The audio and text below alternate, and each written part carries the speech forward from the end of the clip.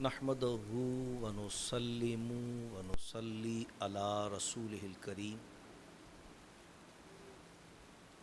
اما بعد فاعوذ باللہ من الشیطان الرجیم بسم اللہ الرحمن الرحیم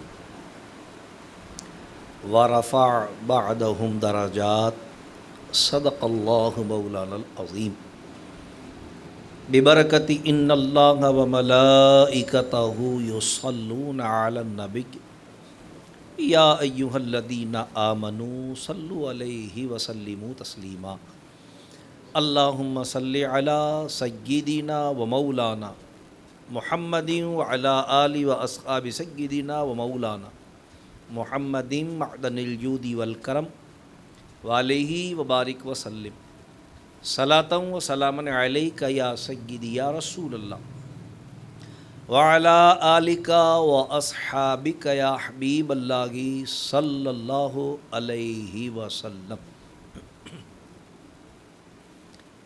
حمد و صلات کے بعد اللہ تبارک و تعالیٰ کا بے پناہ شکر اور احسان، انتہائی کرم اور انعام کہ اس نے ہم گناہ گاروں کو یہ سعادت و توفیق عطا فرمائی کہ اس کی مقدس کتاب کا مبارک درس سننے اور سنانے کی نیت سے یہاں جمع ہے۔ ہزاروں درود اس نبی مکرم فخر دو عالم نور مجسم صلی اللہ تعالیٰ علیہ وسلم کی ذات والا صفات پر کہ جن کی محبت ہمارے ایمان کی جان، جن کی غلامی ہمارے سروں کا تاج، اور جن کی اطاعت دنیا اور آخرت میں کامیابی اور کامرانی کی ضمانت ہے۔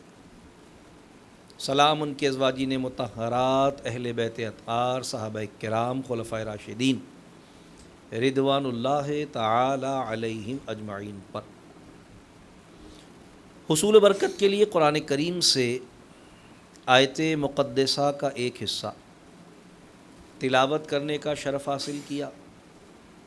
اس سے پہلے کہ تلاوت کردہ آیہ قرآنیہ کے تحت گفتگو عرض کی جائے، اللہ تبارک و تعالیٰ کی بارگاہ میں التجا ہے کہ رب کریم اپنے کرم سے مجھ گناہ گار کو حق کہنے کی توفیق عطا فرمائے۔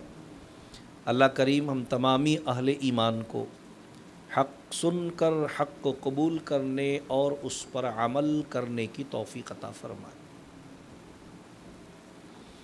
حضرات محترم، ہماری آج کی گفتگو کا عنوان انبیاء کرام علیہم الصلاۃ والسلام کے معجزات اور حضور سید عالم صلی اللہ علیہ وسلم امام الانبیاء علیہ الصلاۃ والسلام کے معجزات کا فرق۔ آپ کی خدمت میں حضور علیہ السلام کی شان و عظمت کے بیان کی نیت و ارادے سے عرض کرنا ہے، کیونکہ دین اسلام کی شوکت اور ہمارے ایمان کی عظمت، حق یہ ہے کہ حضور علیہ السلام کی شان و شوکت اور حضور علیہ السلام کی عظمت و بلندی درجات کے ساتھ وابستہ ہے، اور اسی بات کو اللہ تبارک و تعالیٰ نے قرآن کریم میں جا بجا بیان فرمایا۔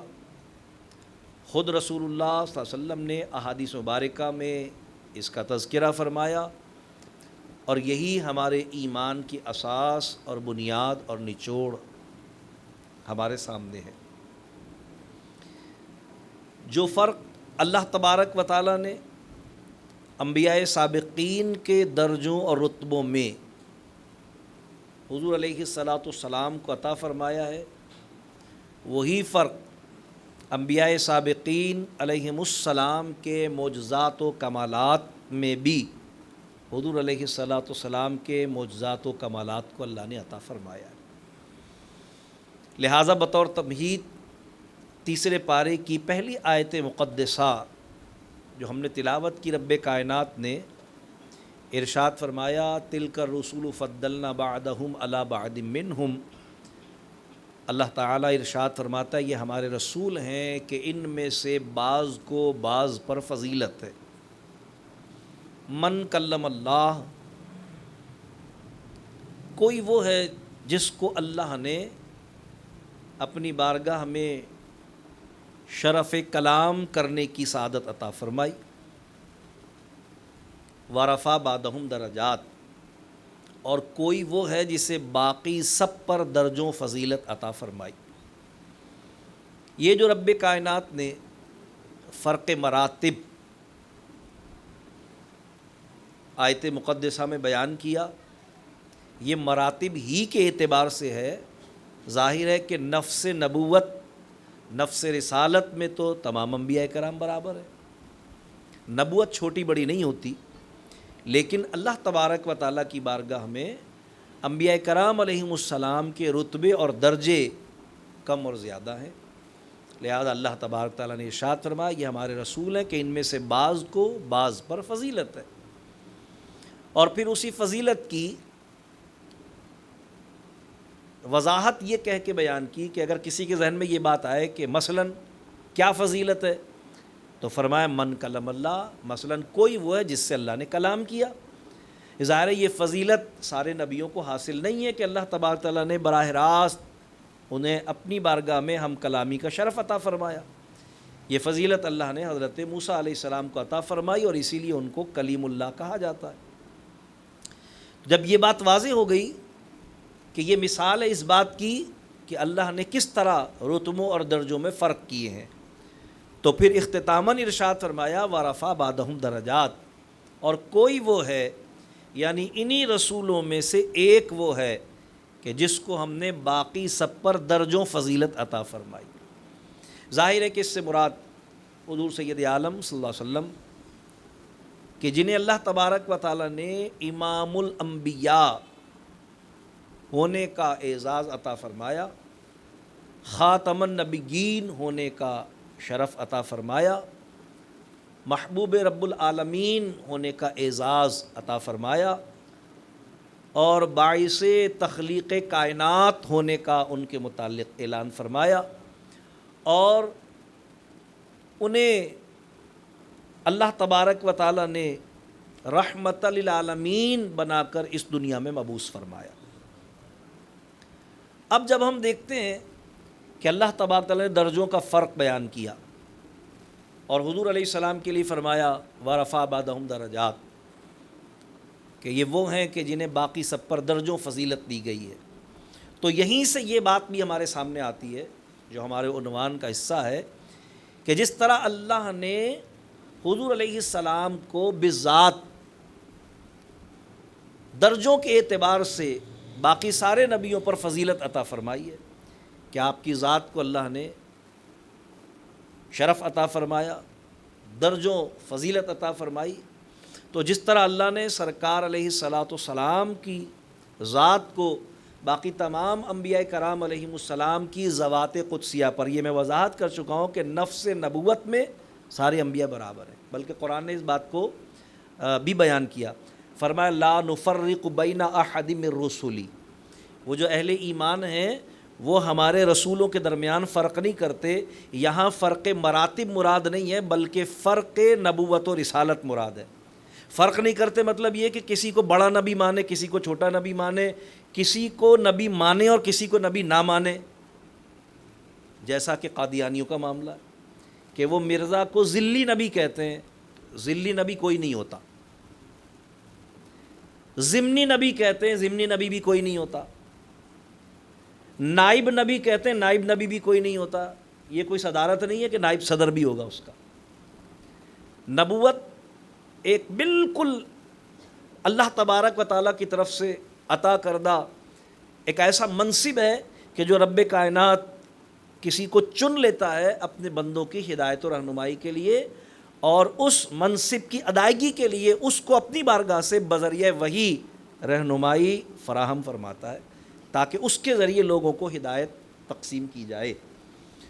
تو لا نفرق بین احد من رسلی کے معنی یہ ہے کہ ہمارے رسولوں میں فرق نہیں کرتے کہ کسی کو مانے اور کسی کو نہ مانے، جیسا کہ یہودی عیسیٰ علیہ السلام کو نہیں مانتے، حضور علیہ السلام کو نہیں مانتے، عیسائی موسیٰ علیہ السلام کی نبوت کا، بالخصوص ہمارے نبی علیہ السلام کی نبوت کا انکار کرتے ہیں۔ یہ مراد ہے اس سے کہ کسی کو مانے کسی کو نہ مانے، اور کسی کو بڑا اور باقاعدہ نبی مانے اور کسی کو نائب اور ذلی اور بروزی نبی مانے، یہ مراد ہے کہ لا نفرق بین احد من الرسل۔ نفس نبوت میں سب برابر ہیں، لیکن رتبے اور درجے جس طرح اللہ تبارک و تعالیٰ نے ارشاد فرمایا ورفع بعضهم درجات، ہمارا محبوب وہ ہے کہ ہم نے اسے باقی سب پر درجوں فضیلت عطا فرمائی ہے، تو جس طرح اللہ نے حضور علیہ السلام کی ذات کو سارے نبیوں پر فضیلت عطا فرمائی ہے، اسی طرح اللہ نے جو معجزات اور کمالات حضور علیہ السلام کو عطا فرمائے، وہ معجزات اور کمالات بھی باقی انبیاء کرام کے معجزات و کمالات سے افضل و اعلیٰ ہیں۔ اس کی چند مثالیں ہم آیات قرآنیہ اور احادیث مبارکہ کی روشنی میں کوشش کریں گے کہ اپنے محدود وقت میں رہتے ہوئے عرض کریں۔ مثال کے طور پر ابتدا کرتے ہیں حضرت آدم علیہ السلام سے۔ اللہ تبارک و تعالیٰ کے پہلے نبی ہیں، ظاہر ابو البشر ہیں، سارے انسانوں کے باپ ہیں۔ اللہ تبارک و تعالیٰ نے آپ کو مسجود ملائکہ یعنی فرشتوں کا مسجود، کہ جس کو فرشتوں نے سجدہ کیا، ہونے کا اعزاز اور شرف عطا فرمایا۔ یہ شرف اللہ تبارک تعالیٰ نے آپ کو کس وصف کی وجہ سے عطا فرمایا؟ قرآن نے اس کو بیان کیا۔ اللہ تبارک تعالیٰ ارشاد فرماتا ہے وَعَلَّمَ آدَمَ الْأَسْمَاءَ كُلَّهَا ثُمَّ عَرَضَهُمْ عَلَى الْمَلَائِكَةِ، اللہ فرماتا ہے ہم نے سکھا دیے آدم کو تمام چیزوں کے نام، پھر انہی کو فرشتوں پر پیش کر دیا۔ یعنی اللہ تبارک و تعالیٰ نے آدم علیہ السلام کو علم الاسماء بطور معجزہ عطا فرمایا، تمام چیزوں کے نام، اور علماء نے اس کی صراحت فرمائی ہے کہ کائنات میں قیامت تک پیدا ہونے والی ہر چیز کا نام حضرت آدم علیہ السلام جانتے تھے، جو تھا جو ہوگا اللہ نے عطا فرمایا تھا بطور معجزہ علم تھا۔ اور اس طرح کہ دنیا میں بسنے والے جو لوگ اس چیز کو جس جس نام سے پہچانتے ہیں، آدم علیہ السلام بطور معجزہ وہ نام جانتے ہیں، کیونکہ اللہ تعالی ارشاد فرمایا وَعَلَّمَ آدَمَ الْأَسْمَاءَ كُلَّهَا، اللہ فرماتا ہے ہم نے سکھائے آدم کو، ظاہر سکھانے والی ذات اللہ کی ہے، تو جیسا سکھانے والا ہے ویسا ہی سیکھا ہوا علم بھی ہے۔ فرمایا ہم نے آدم کو تمام چیزوں کے نام سکھا دیے، تو علم الاسماء یہ اللہ نے حضرت آدم علیہ السلام کو بطور معجزہ عطا فرمایا، اور اللہ فرماتا پھر ہم نے یہی علم ملائکہ پر پیش کیا، ظاہر ہے کہ وہ نہیں سنا سکے، اور اسی بنیاد پر اللہ تبارک تعالیٰ نے حضرت آدم علیہ السلام کی فضیلت کو، شان کو، ان کے رتبے اور درجے کو ملائکہ پر ثابت فرمایا، اور ان کا حق ثابت کر دیا کہ بھئی یہ حقدار ہیں اس بات کے کہ تم میرے حکم پر ان کو سجدہ کرو۔ ان کا استحقاق جو ثابت کیا اللہ نے وہ علم الاسماء کے ذریعے کیا۔ اب یہ حضرت آدم علیہ السلام کا معجزہ ہے کہ اللہ نے ان کو چیزوں کے نام سکھائے، علم الاسماء بطور معجزہ عطا فرمایا۔ لیکن جب ہم حضور سید عالم صلی اللہ تعالی علیہ وسلم کے علم کی بات کرتے ہیں، ظاہر ہے سکھانے والی ذات تو اللہ ہی کی ہے۔ جس اللہ نے حضرت آدم علیہ السلام کے لیے قرآن میں یہ فرمایا وَعَلَّمَ آدَمَ الْأَسْمَاءَ كُلَّهَا، اسی اللہ نے اسی قرآن میں اپنے حبیب علیہ السلام کے لیے فرمایا وَعَلَّمَكَ مَا لَمْ تَكُنْ تَعْلَمْ، محبوب آپ جو کچھ نہ جانتے تھے آپ کے رب نے آپ کو سب کچھ سکھا دیا۔ اب ایک طرف ہے آدم علیہ السلام کا علم الاسماء، چیزوں کے نام جاننے کا علم، اور ایک طرف ہے حضور علیہ السلام کا وہ علم کہ ما کان و ما یکون کا علم اللہ نے سرکار کو عطا فرمایا، جس کے لیے اللہ تعالیٰ خود فرما رہا ہے کہ محبوب آپ جو کچھ نہ جانتے تھے آپ کے رب نے آپ کو سب کچھ سکھا دیا۔ تو حضرت آدم علیہ السلام تو علم الاسماء بطور معجزہ جاننے کی وجہ سے مسجود ملائکہ ہوئے، لیکن حضور علیہ السلام کو اللہ تبارک و تعالیٰ نے یہی علم جب بطور معجزہ عطا فرمایا تو اس کی انفرادیت اور اس کی امتیازیت حضرت آدم علیہ السلام کو عطا کیے گئے علم کے مقابلے میں جو ہے وہ اس طرح ہے کہ رب کائنات نے صرف یہ نہیں فرمایا کہ وَعَلَّمَكَ مَا لَمْ تَكُنْ تَعْلَمْ، محبوب آپ جو کچھ نہ جانتے تھے آپ کے رب نے آپ کو سب کچھ سکھا دیا، بلکہ پھر آیت کے اگلے حصے میں اللہ فرماتا ہے وَكَانَ فَضْلُ اللَّهِ عَلَيْكَ عَظِيمًا، اور یہ اللہ کا آپ پر فضل عظیم ہے، فضل عظیم ہے۔ یہ فضل کے ساتھ عظیم علم تو ہے ہی فضل، جس کو بھی جتنا ملے اللہ کا فضل ہے۔ ہم نے کئی بار آپ کو حدیث سنائی، سرکار اسلام فرماتے ہیں کہ اللہ تبارک و تعالیٰ جب اپنے کسی بندے کے ساتھ بھلائی کا ارادہ کرتا ہے تو اسے دین کا فہم، دین کا علم عطا فرماتا ہے۔ من یرید اللہ بہ خیرا یفقہہ فی الدین، بخاری اور مسلم کی حدیث ہے۔ علم تو ہے ہی سراپا فضل، لیکن اللہ حضور علیہ السلام کے لیے فرما رہا ہے وَكَانَ فَضْلُ اللَّهِ عَلَيْكَ عَظِيمًا، یہ جو ہم نے آپ کو جو کچھ نہ جانتے تھے سب کچھ جان لینے کا علم عطا فرمایا اپنی بارگاہ سے، یہ آپ پر اللہ کا صرف فضل نہیں ہے بلکہ فضل عظیم ہے۔ اللہ کا حضور علیہ السلام کو عطا کیے گئے علم کو اپنا فضل کہنا اور پھر اس فضل کو عظیم کہنا اسی لیے ہے کہ جس طرح اللہ تبارک و تعالیٰ کے عظیم کی عظمت کو کوئی نہیں سمجھ سکتا، اسی طرح حضور کو عطا کیے گئے علم کے فضل ہونے کی عظمت کو بھی کوئی نہیں سمجھ سکتا۔ کیسا علم ہے، کتنا علم ہے، کوئی نہیں جانتا۔ تو آدم علیہ السلام تو اس علم کی بنیاد پر مسجود ملائکہ بنے، حضور اس علم ان کی بنیاد پر کیا بنے؟ یہ بھی ایک ذہن میں خیال آتا ہے کہ بھئی آدم علیہ السلام کو جب اللہ نے علم الاسماء عطا فرمایا تو اللہ نے علم الاسماء بطور معجزہ عطا کر کے آپ کا استحقاق ثابت کر دیا فرشتوں پر کہ انہیں سجدہ کیا جائے۔ تو حضور علیہ السلام کو اللہ نے یہ جو علم عطا فرمایا وَعَلَّمَكَ مَا لَمْ تَكُنْ تَعْلَمْ فرمایا اور پھر وَكَانَ فَضْلُ اللَّهِ عَلَيْكَ عَظِيمًا فرمایا، تو اللہ تبارک تعالیٰ نے اس کے ذریعے کیا حضور علیہ السلام کی شان اور عظمت کو ظاہر فرمایا، کیا انعام اللہ نے اس کے ذریعے؟ تو اللہ تبارک تعالیٰ نے اس کے سبب سے حضور علیہ السلام کو امام الانبیاء بنایا۔ حضرت آدم مسجود ملائکہ بنے، فرشتوں نے ان کو سجدہ کیا، اور حضور علیہ السلام آدم علیہ السلام ابو البشر، سارے انسانوں کے باپ، فرشتوں نے آدم علیہ السلام کو سجدہ کیا، آدم علیہ السلام کو اللہ نے مسجود ملائکہ بنایا، لیکن جب حضور علیہ السلام کو اللہ نے ایسا علم عطا فرمایا تو پھر ساری انسانیت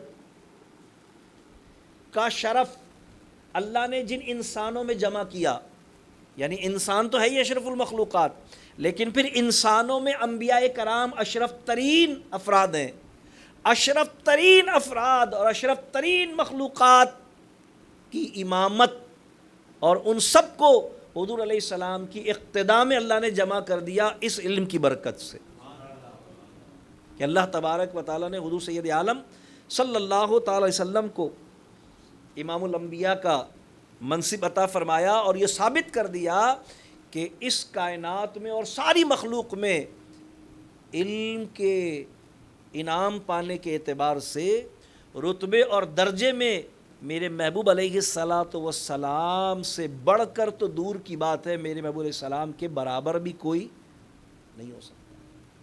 اسی لیے میرے اور آپ کے امام اعلیٰ حضرت امام اہل سنت مجدد دین و ملت امام احمد رضا فاضل بریلوی رحمۃ اللہ علیہ فرماتے ہیں کہ اور کوئی غیب کیا تم سے نہا ہو بھلا، یا رسول اللہ کائنات کی کوئی بھی شے بھلا آپ کی نگاہوں سے کیا پوشیدہ رہ سکتی ہے، کیوں پوشیدہ رہ سکتی ہے، اور کوئی غیب کیا تم سے نہا ہو بھلا جب نہ خدا ہی چھپا تم پہ کروڑوں درود۔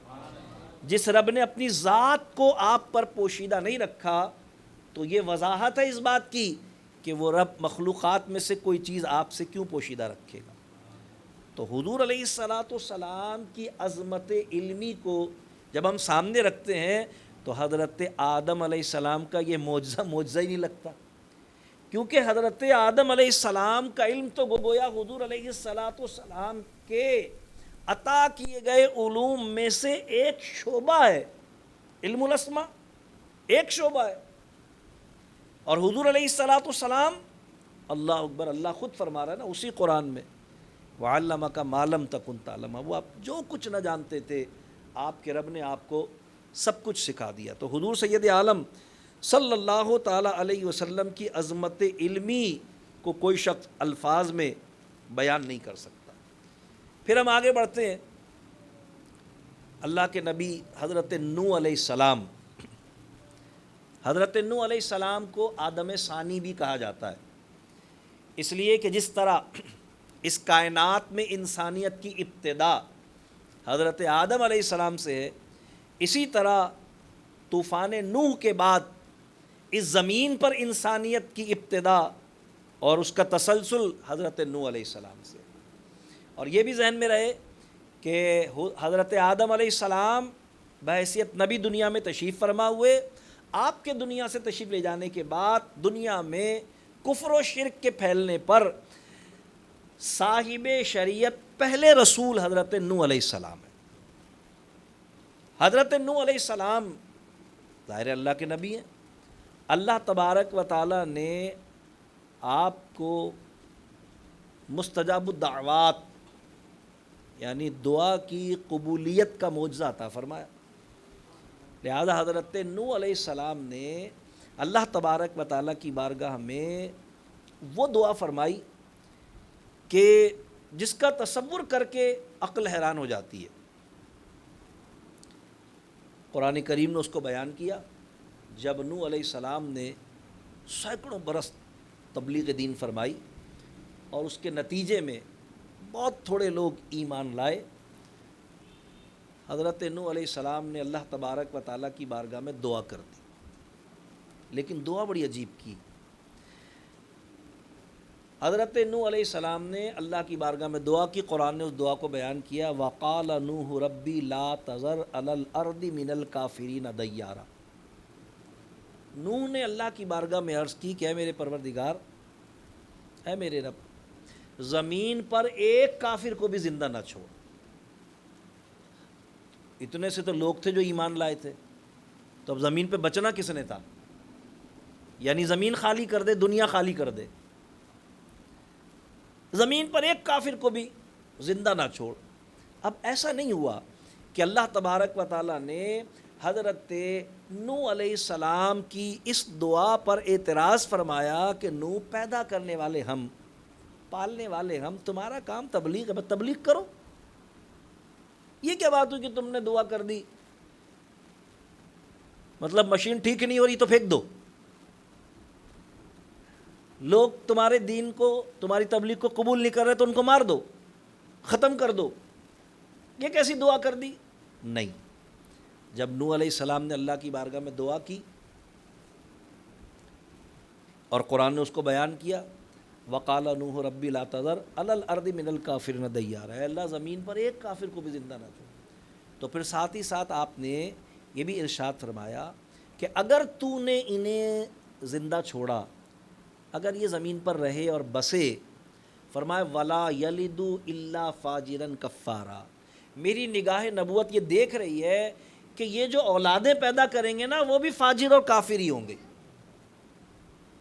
دعا کر دی اللہ کی بارگاہ میں، اللہ تبارک و تعالیٰ نے نوح علیہ السلام کو کشتی کے تیار کرنے کا حکم دیا، اور پھر طوفان نوح کے ذریعے ساری انسانیت کو، جتنے کفار تھے سارے کافروں کو ایک نوح علیہ السلام کی دعا کے نتیجے میں، اب یہ معجزہ ہے حضرت نوح علیہ السلام کا کہ ان کی ایک دعا اللہ نے سارے کافروں کو ہلاک کر دیا، دنیا خالی ہو گئی۔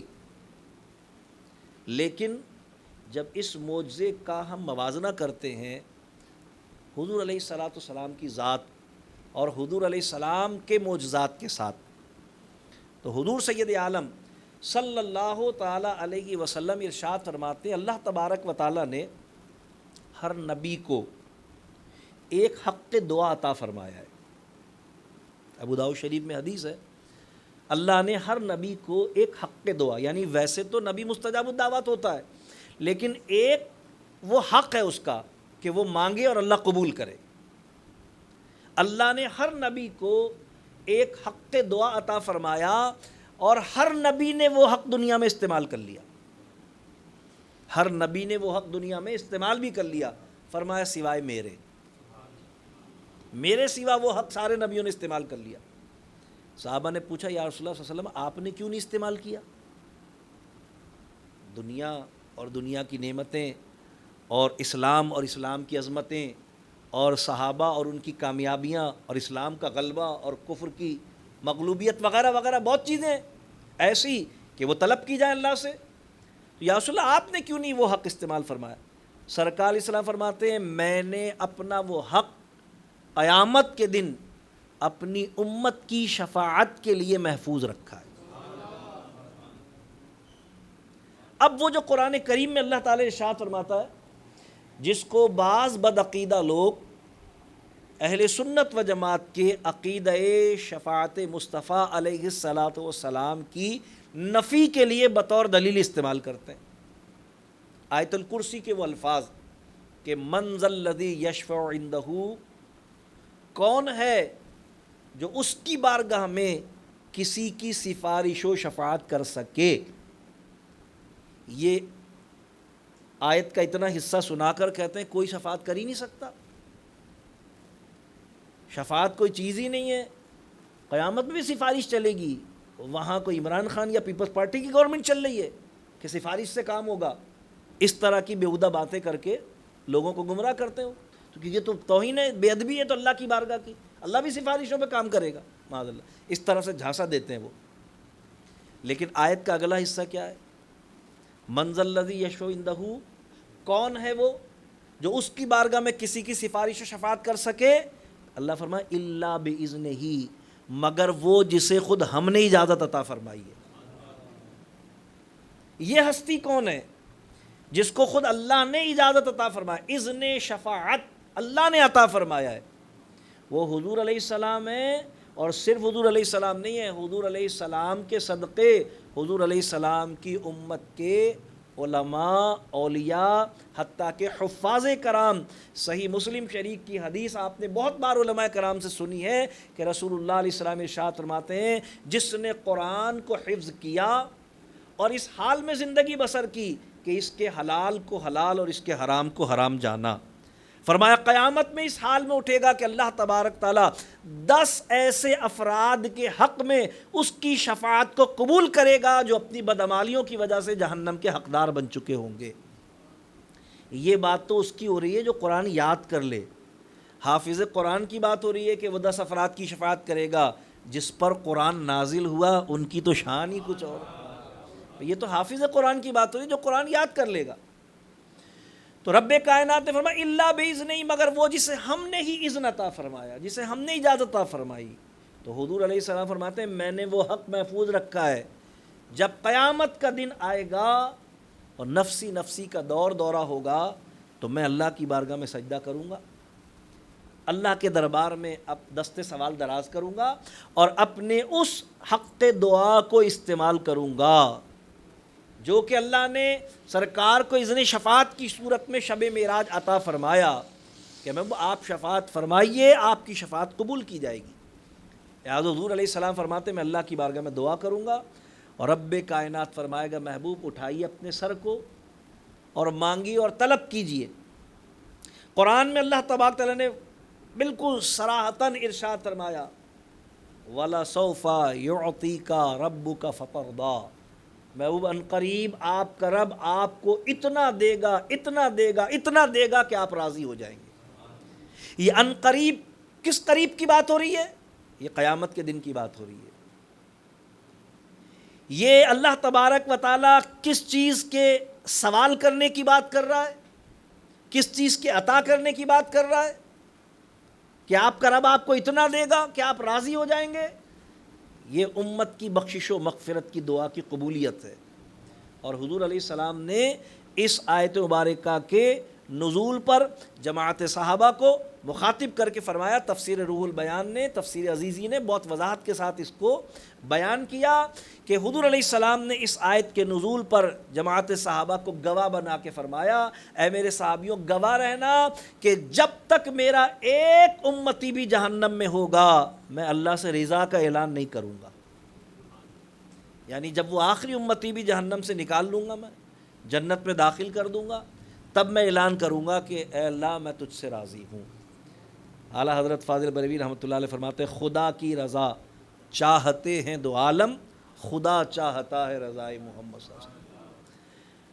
اب فرق دیکھیں معجزات کا، دعا وہاں بھی ہے، دعا یہاں بھی ہے. وہاں ایک دعا کے سبب سے سارے کافر ہلاک ہو رہے ہیں، اور یہاں ایک دعا کی برکت سے ساری امت کی شفاعت ہو رہی ہے.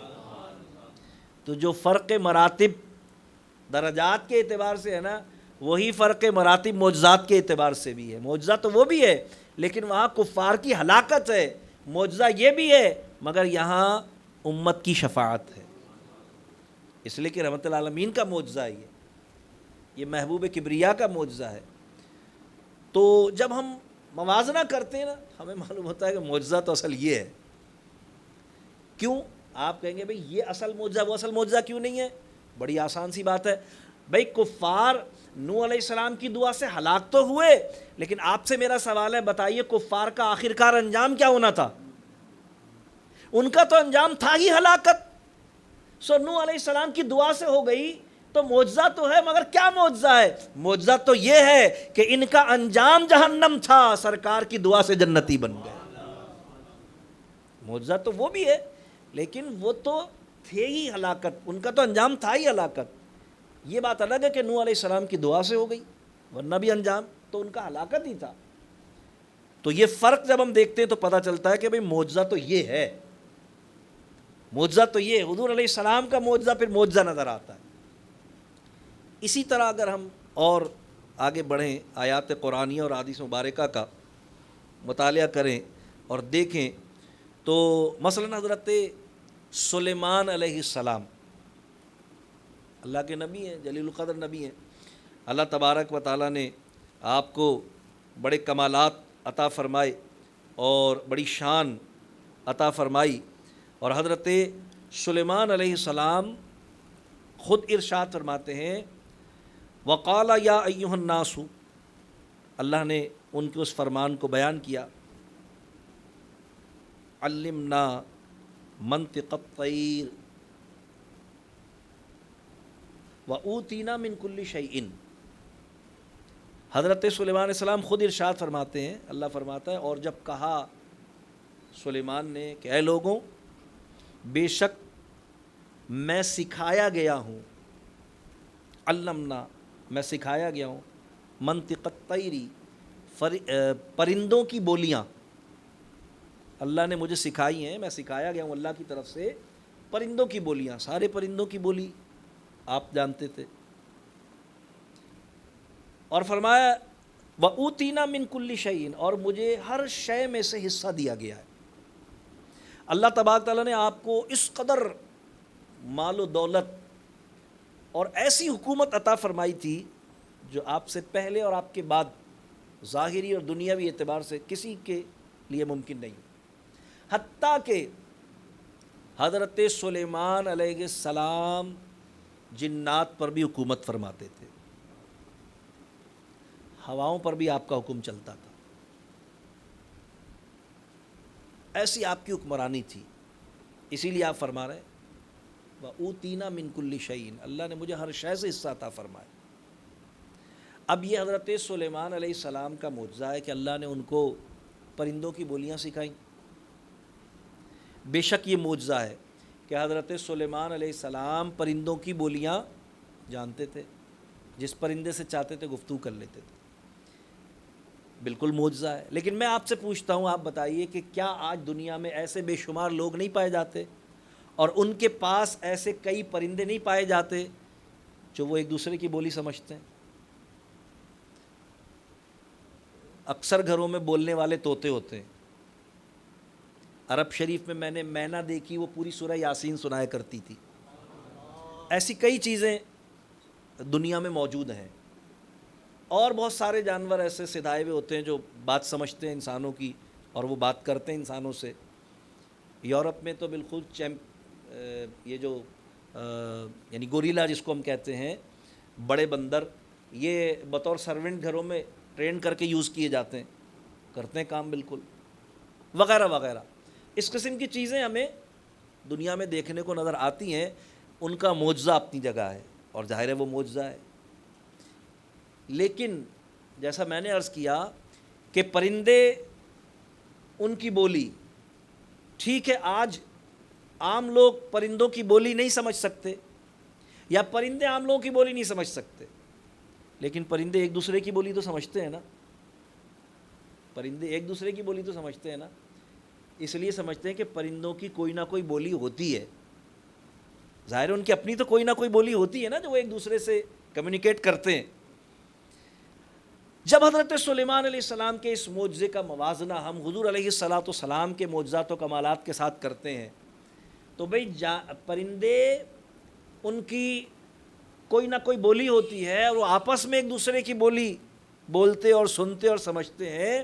حضور سید عالم صلی اللہ تعالی علیہ وسلم کی شان تو یہ ہے کہ صرف جانوروں کا نہیں، جانوروں کی بولی تو بڑی ثانوی سی بات ہے۔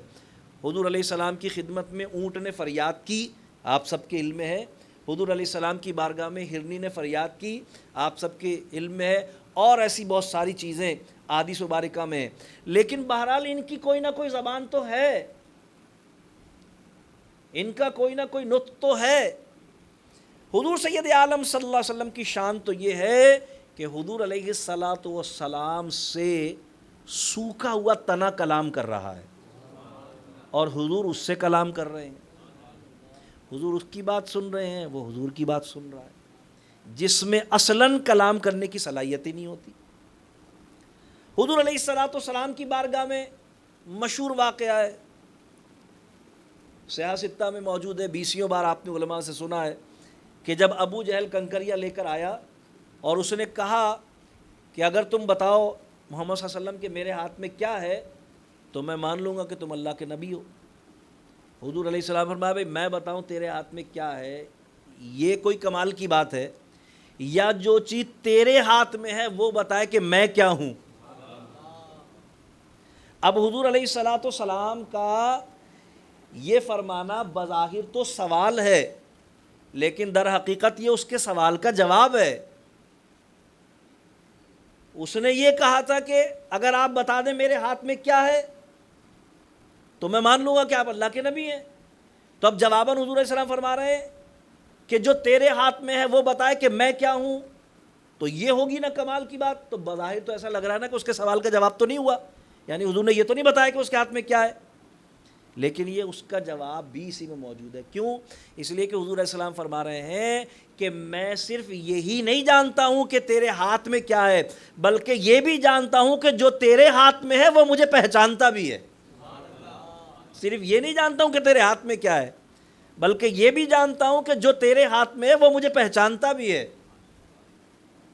ظاہر ہے کہ جب حضور علیہ السلام نے یہ فرما دیا کہ اگر وہ بتائے کہ میں کیا ہوں، اس نے کہا بھئی پھر تو کیا بات ہے، تو سرکار نے فرمایا تو پھر کھول دے اپنی مٹھی کو۔ ظاہر ہے اب تو پھر یہ باقی بچا ہی نہیں نا کہ میں بتاؤں کہ تیرے ہاتھ میں کیا ہے، اس نے مٹھی کھول دی۔ حضور علیہ السلام نے ان مٹھی میں موجود کنکریوں کی طرف نظر فرمائی، اور یہ صرف حضور علیہ السلام کی توجہ اور نظر کا فیض تھا کہ وہ کنکریاں کلام کرنے لگیں، وہ کنکریاں کلام کرنے لگیں، بولنے لگیں، کلمہ طیبہ پڑھنے لگیں۔ یہ کنکریوں کا کلام کرنا حضور علیہ السلام نے کون سی زبان سے ان سے بولا، اور اس نے کون سی زبان سے کلمہ پڑھا۔ حضور سید عالم صلی اللہ تعالی علیہ وسلم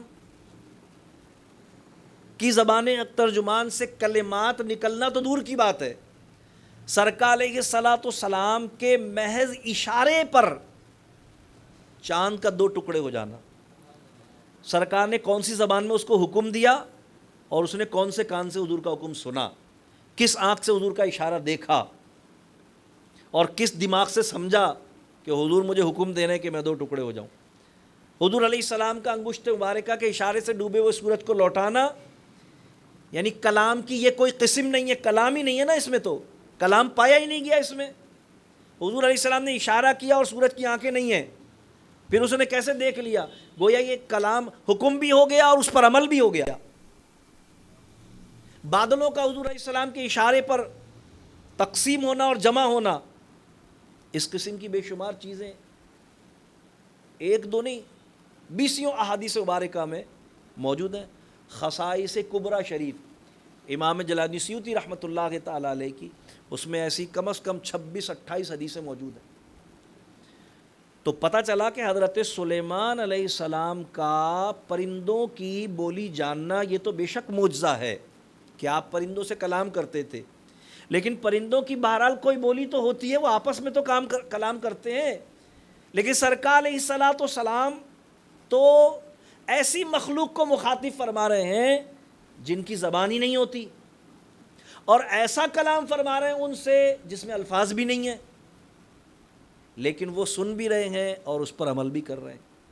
اور اسی میں یہ بات بھی موجود ہے کہ حضرت سلیمان علیہ السلام کی حکومت زمین اور اس کی اشیاء پر ہے. ہوا پر حکومت ہے، جنات پر حکومت ہے، پرندوں پر حکومت ہے، چرندوں پر حکومت ہے.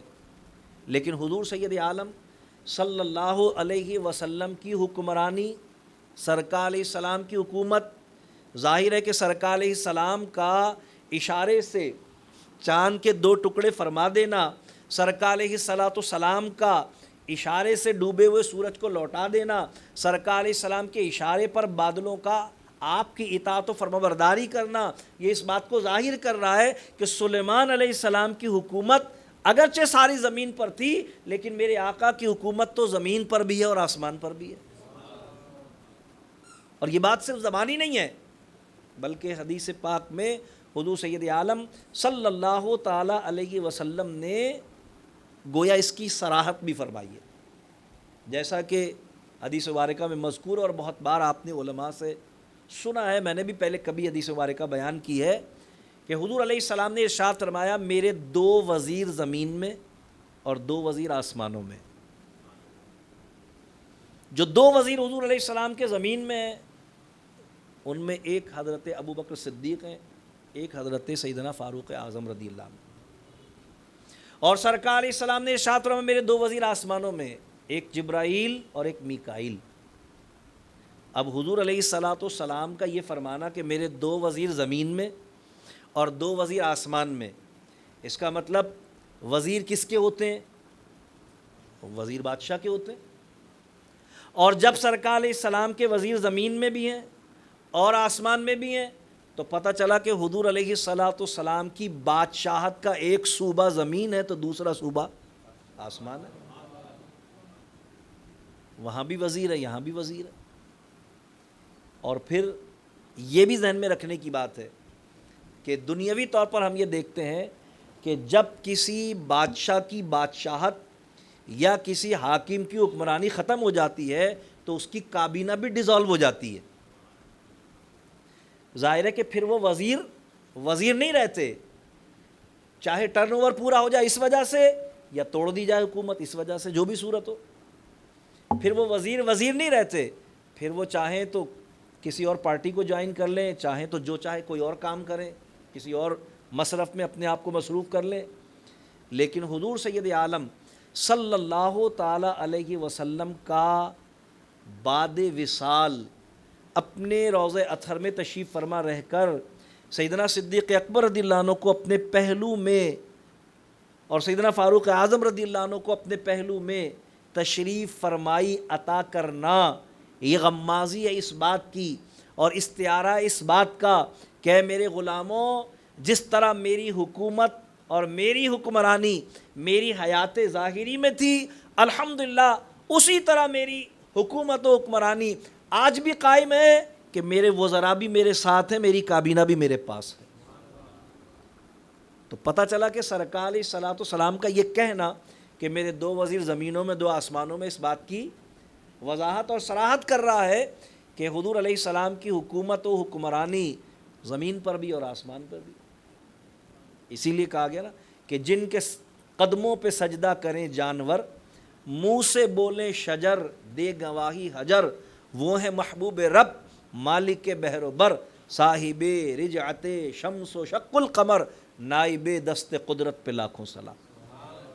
تو حضور علیہ السلام کی حکومت و حکمرانی کا، حضرت سلیمان علیہ السلام کی حکومت و حکمرانی سے جب ہم موازنہ کرتے ہیں تو سرکار علیہ السلام کے ورفع بعدہم درجات ہونے کا اظہار ہمیں اس اعتبار سے بھی نظر آتا ہے کہ جو فرق رتبے اور درجے کے اعتبار سے باقی نبیوں کو اللہ نے سرکار کے ساتھ عطا فرمایا، وہی فرق اللہ نے سرکار کے معجزات و کمالات کو بھی باقی انبیاء کے معجزات و کمالات کے ساتھ عطا فرمایا۔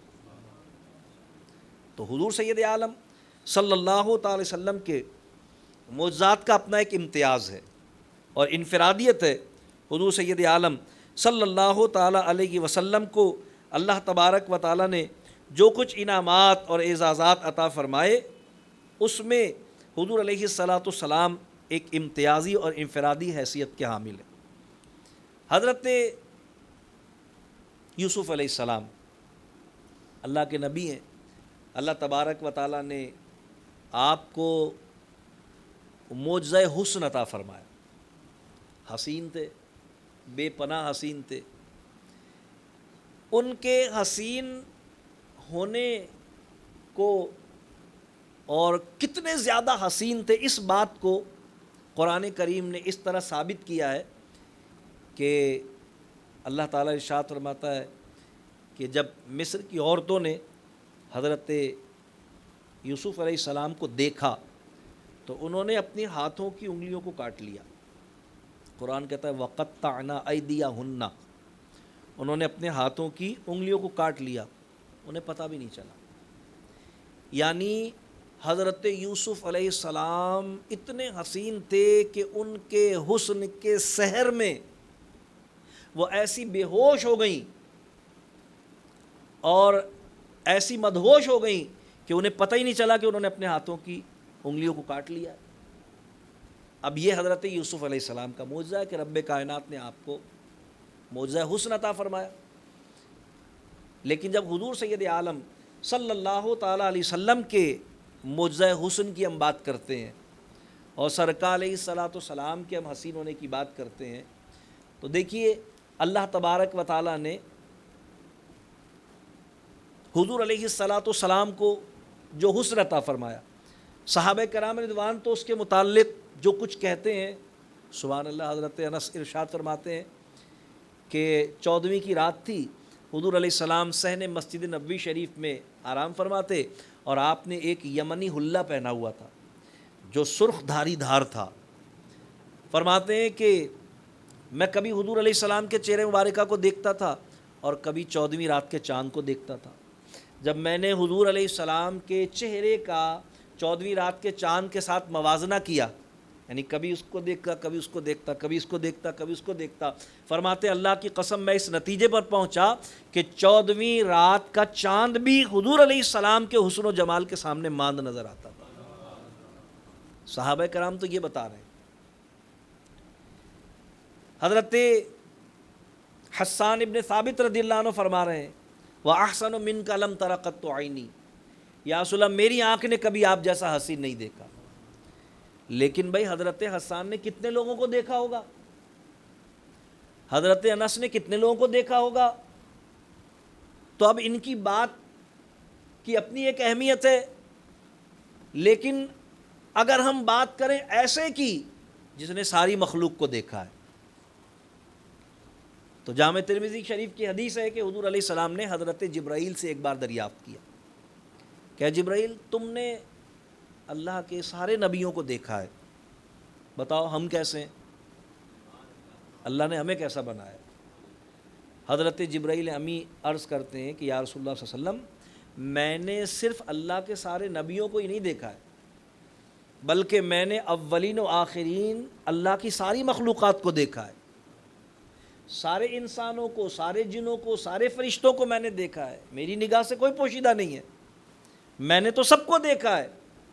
اور یا رسول اللہ میں نے سارے نبیوں، سارے انسانوں اور ساری مخلوقات کو دیکھا ہے، اور میں اس اللہ کی قسم کھا کر کہتا ہوں جس نے ان سب کو پیدا کیا ہے، اللہ نے آپ جیسا کوئی نہیں بنایا، ایسا حسین ایسا حسن والا کوئی نہیں ہے جیسے اللہ تبارک تعالیٰ نے آپ کو بنایا ہے۔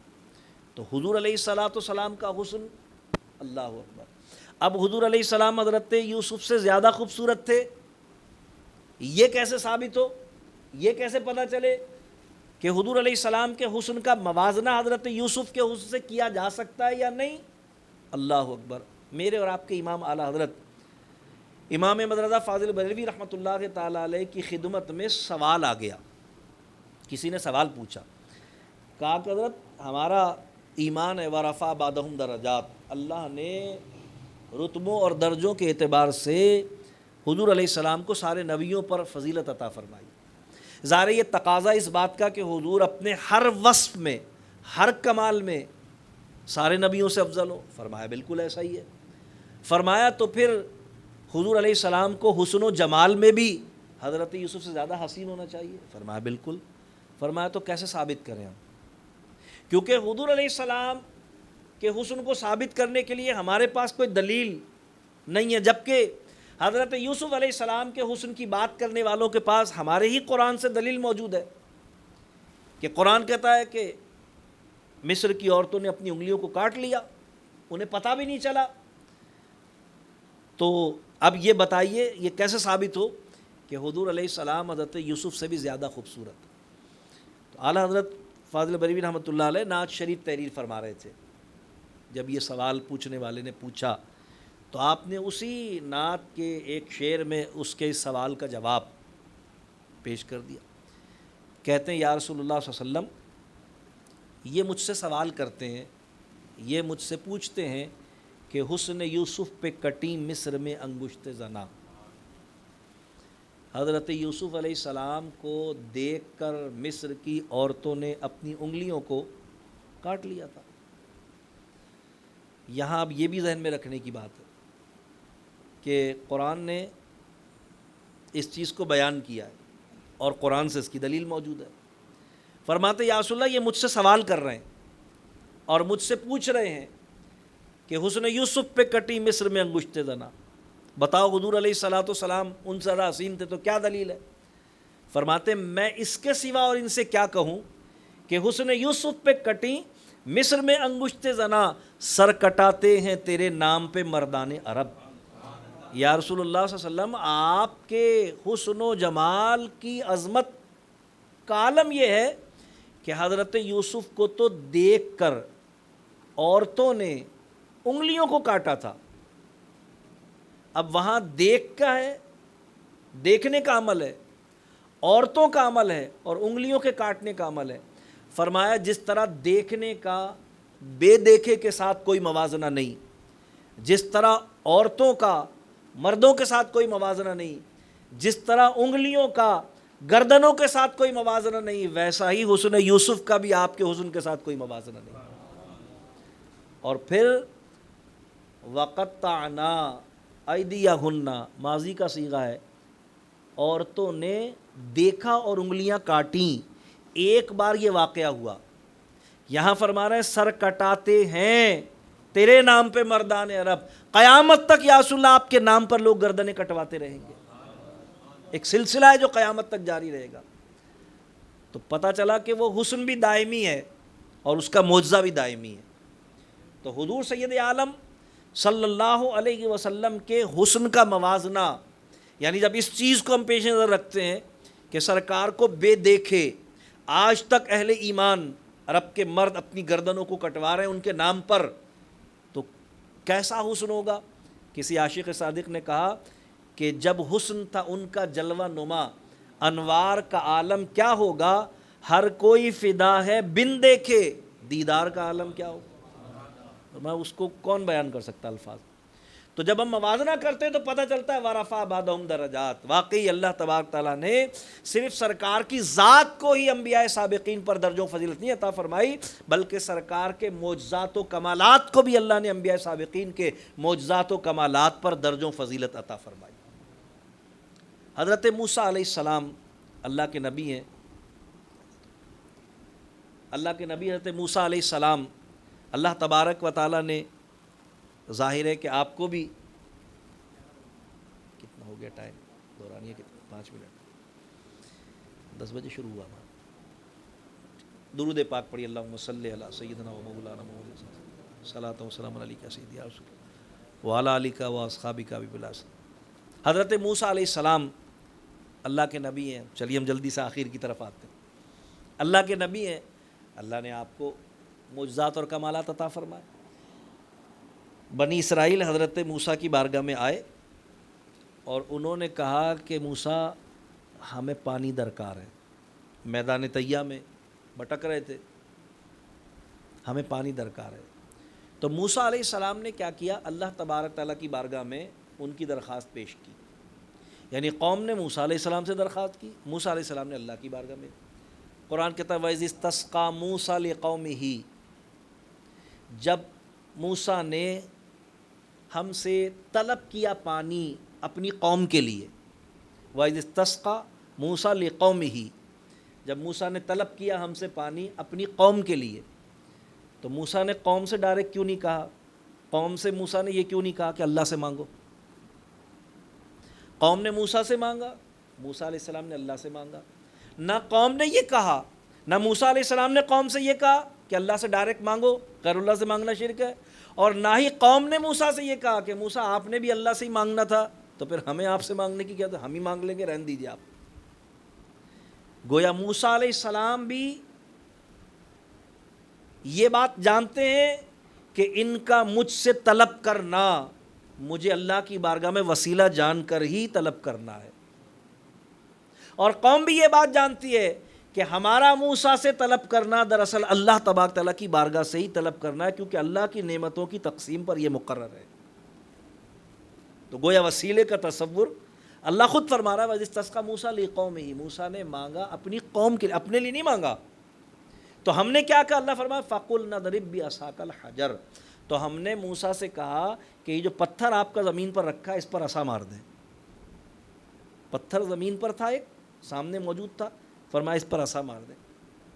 فَانْفَجَرَتْ مِنْهُ اثْنَتَا عَشَرَةَ عَيْنًا، اللہ فرماتا ہے پس اس میں سے 12 چشمے ظاہر ہو جائیں گے. موسیٰ علیہ السلام نے زمین پہ پتھر ہے، پتھر پر عصا مارا، اس میں سے چشمے جاری ہو گئے.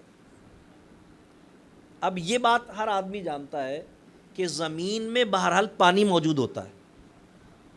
ٹھیک ہے، ہم بورنگ کر کے نکال لیتے ہیں، موسیٰ علیہ السلام نے عصا مار کے نکال دیا، لیکن زمین میں پانی تو موجود ہے.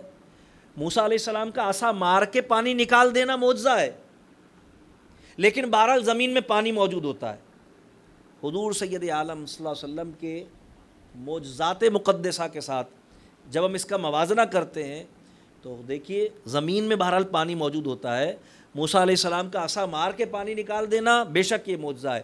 لیکن جب حضور علیہ السلام کے معجزے کی طرف نظر کرتے ہیں کہ جب غزوہ مقدسہ میں جماعت صحابہ حضور کی بارگاہ میں حاضر ہے، یا رسول اللہ پانی کا قحط ہے، پانی کی حاجت ہے، اور سرکار علیہ الصلاۃ والسلام ایک پیالے میں ان سے کہتے ہیں کہ اپنے مشکیزیں انڈیل دو، اور اس پیالے میں جمع ہونے والے آدھے پیالے پانی میں اپنا دست مبارک رکھتے ہیں، اور سرکار علیہ الصلاۃ والسلام کے دست مبارکہ سے پانی کے چشمے جاری ہو جاتے ہیں.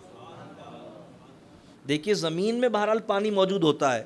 موسیٰ علیہ السلام کا عصا مار کے پانی نکال دینا بے شک معجزہ ہے، لیکن سرکار کا ایسی جگہ سے پانی ظاہر فرمانا اور جاری کر دینا جہاں اصلاً پانی ہوتا ہی نہیں، جب اس کا موازنہ موسیٰ علیہ السلام کے معجزے کے ساتھ کرتے ہیں تو وہ معجزہ ہی نہیں لگتا.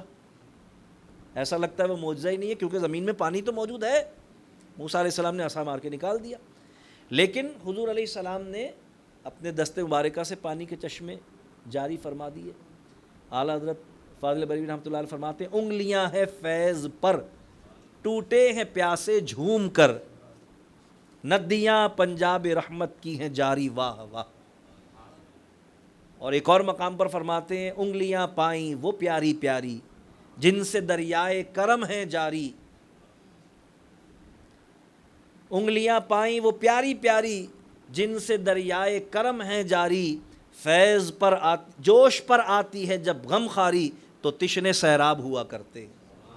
تو سرکار علیہ السلام نے تو اپنے دست مبارکہ سے چشمے جاری فرما دیے، تو لگتا کہ اب یہ ہے معجزہ، تو وہ تو معجزہ ہی لگتا۔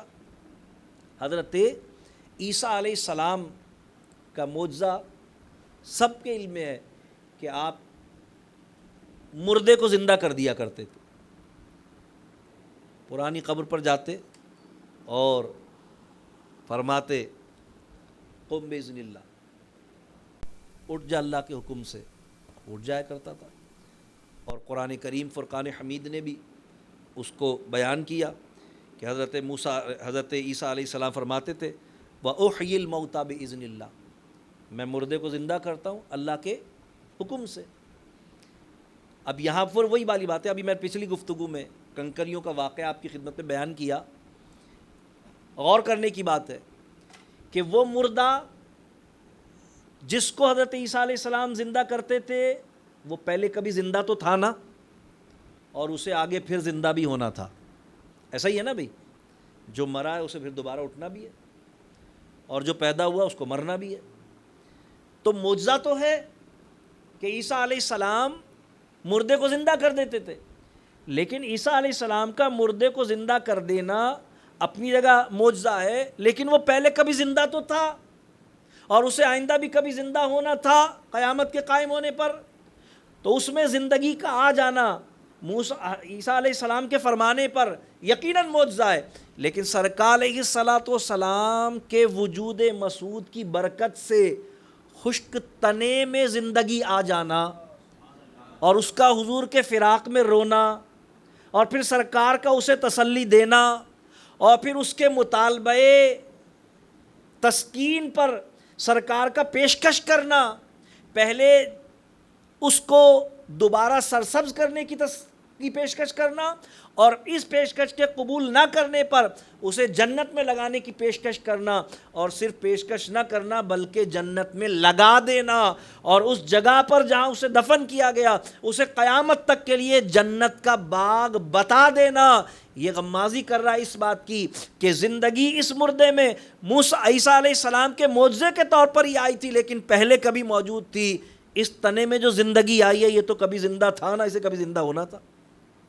ان کنکریوں میں جو زندگی آئی تھی، دیکھیں کلام کرنا یہ زندگی کی علامت ہے نا، علم صاحب علم ہونا یہ زندگی کی علامت ہے نا۔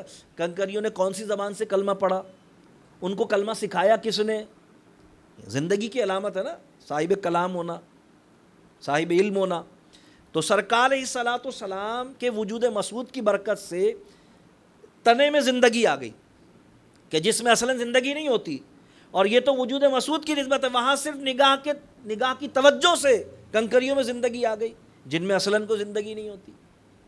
تو پتہ چلا کہ حضور سید عالم صلی اللہ علیہ وسلم کو اللہ نے جو معجزات و کمالات عطا فرمائے ہیں، ورفع بعدہم درجات کے تقاضے کو پورا کرتے ہوئے جب ہم موازنہ کرتے ہیں تو پتہ چلتا ہے معجزات تو حضور ہی کے ہیں۔ انبیاء سابقین کے معجزات لگتا ہے کہ معجزات ہی نہیں ہیں، حالانکہ وہ معجزات ہیں اپنی جگہ، لیکن ایسا اس لیے ہے کہ اللہ نے کیونکہ حضور کو باقی نبیوں پر درجوں فضیلت عطا فرمائی ہے، تو حضور کے معجزات و کمالات کو بھی اللہ تبارک تعالیٰ نے باقی تمام انبیاء کرام کے معجزات و کمالات پر درجوں فضیلت عطا فرمائی ہے۔ اور یہ شان اور فضیلت اس لیے ہم پر ظاہر فرمائی ہے کہ ہم جان جائیں کہ کیسے آقاؤں کا بندہ ہوں رضا، بول بالے میری سرکاروں کے۔ ہم جان جائیں کہ اللہ نے ہمیں کیسے نبی کا غلام اور کیسے نبی کا امتی بنایا ہے، اور جب ان کی عظمت کا نقش ہمارے ذہنوں میں قائم ہو جائے تو پھر جان لیں کہ ایسے آقا کی کیسی فرما برداری کرنی چاہیے، اور جب ان کی اطاعت و فرما برداری ہماری سیرت و کردار کا حصہ بن جائے تو پھر یہ دنیا کی کامیابی بھی اور آخرت کی کامیابی بھی ہے۔ تو گویا سرکار کی عظمتوں کے بیان میں دراصل ہماری دنیاوی اور اخروی کامیابی پوشیدہ ہے، ان کے سننے اور سنانے میں بھی اور ان کے نتیجوں کے اختیار کرنے میں بھی۔ اللہ تبارک و تعالیٰ کی بارگاہ میں دعا ہے اللہ کریم ہم سب کو عقیدہ حق، اہل سنت و جماعت پر استقامت اور ایمان پر خاتمہ بالخیر عطا فرمائے۔ وآخر دعوانا ان الحمد للہ رب العالمین۔